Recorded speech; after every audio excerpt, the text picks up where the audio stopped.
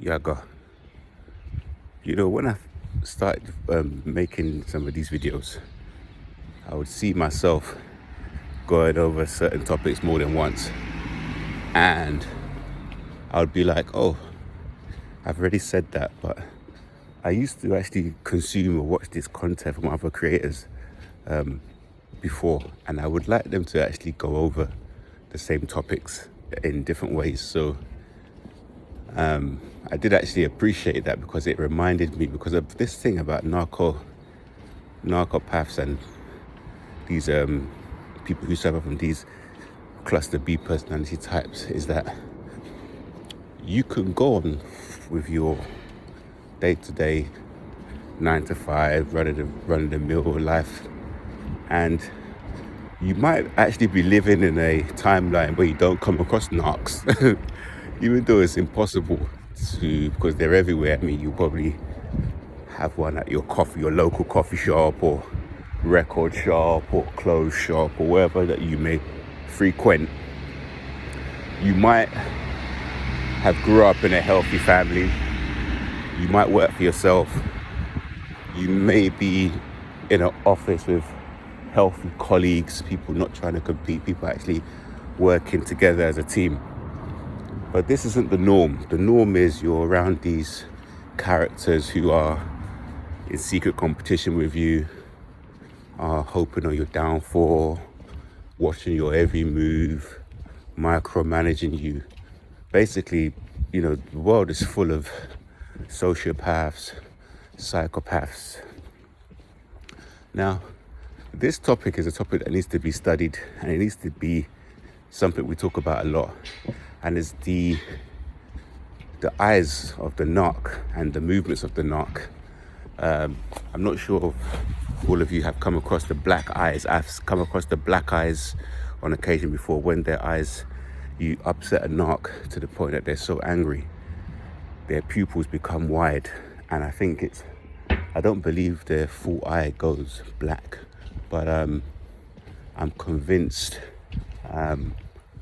that the pupil is so wide that the eyes look black. And it was when I got this narcopath so angry, and all I did was say no to one of their appliances. So if you say no to a narcopath's extension, it's almost like saying no to them indirectly. They will actually start shouting at you.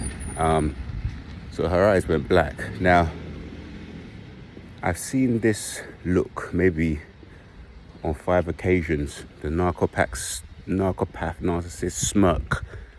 Guys, if you watch movies, these eye movements are something that you may only see in films, in horror films, in movies. It's something that is just so unreal how they do this thing. But I saw it yesterday. I think I saw it twice yesterday. One of them, the narcopath smirk, was it's so dramatic. It was this older lady, and she was on her skates and she skated backwards.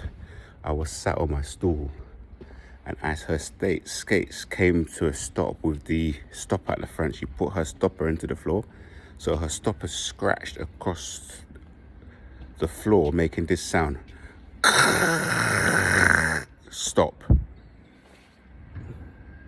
Vicious look. So if you can imagine how dramatic that is, not just walk up to someone and look at them or just go about your normal healthy business, but to stop in a dramatic fashion, then turn your head in a violent way and stare at somebody you don't know. That was one.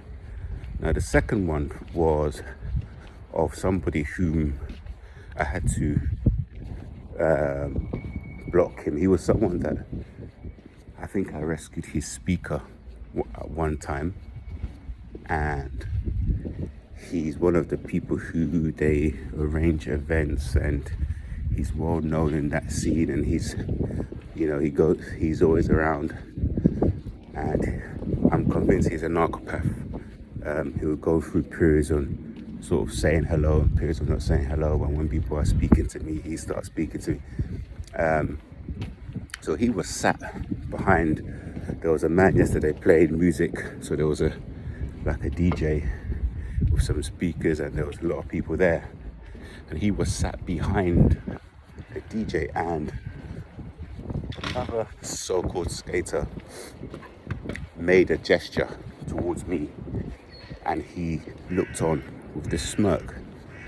So as I went round, I asked the guy who did the gesture, I was like, did you try to trip me up? And he said to me, yes, he was trying to trip me up, but with a smile and a hugging, kind of welcoming handshake. And I just told him directly that, well, that wouldn't be very good for him, because that side of me he doesn't want to meet. I just told him straight. So I saw the narco-path smirk twice. So this smirk is a very mischievous smirk. It's something that you see in films. It's kind of like a very deceitful. I actually feel sorry for these people that they feel the need that they have to somehow send out these waves of sort of passive aggressive negativity to other people, without, if they had an issue with you and they just pull you to the side and say, oh, I heard this rumor about you, because I'm sure it must be about the smear campaign. Is it true? And the thing about these people is that we don't actually have any business anyway. When I haven't tried to join their friend groups, I haven't tried to join their community, I haven't done anything along those lines. So why they feel that they have permission to let's say abuse me energetically. It's a nice old bike, even though it's really old, it's quite clean. It's quite clean, yeah, quite nice. I like my bikes. Nice clean bike. Don't know if you could see that, I can't see from that side.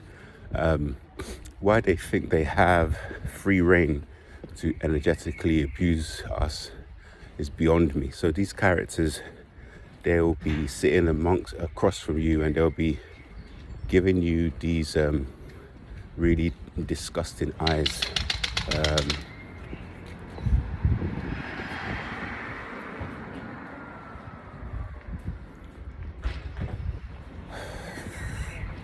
It's almost as if they think it's within their right to, give you these really dreary, horrible fixation and attention through the rays coming out from their disgusting little shell of a body. Because these people, they're black holes. They only can consume. They don't create anything, actually. And the more that I'm around these people, and the more that I'm noticing these transgressions, the more I believe that this entire community are narcopaths. They're all sort of narcissistic. They're all sort of sociopaths, and they enjoy ganging up on people. They enjoy flying monkeys. They enjoy chaos. And I want to actually just do what you should do, is just to deny access to these people. Yesterday was there was a majority of the smooth section of the park, so it was hard to avoid them. So at one point I had to just join them and skate around. But going forward, I'm going to actually try my best to stay in my own lane and try and find a quiet place. And I had some of them coming up to me and saying hello or whatever, and others really making it an impression to say hello and to punch, give me fist pumps and etc. But it was done in quite a condescending way. So the rumor mill is running now. The smear campaign volume is turned up, and I will stress here again, what's going on in my scenario seems to have been triggered by me denying access to someone to me stopping this cretin from trying to take my energy. I basically removed myself from this person. I think is a narcopath. I like this guy's style. It's got the, okay. Oh, you can't really see. It's got balaclava. Oh, they're crossing. It's got balaclava on him. And the lime. I didn't like Uggs. No, the lime slides. So yeah, as soon as I remove myself from this young lady, she starts now gathering people up and trying to get them to try to gang up against me. It's not going to work, but the more I'm seeing these characters, the better I'm learning about them and how to deal with them. And one way is just to remove yourself from them, leave them their own selves to deal with, while you sail off into the sunset to cleaner, clearer waters, to beautiful green pastures in a positive way.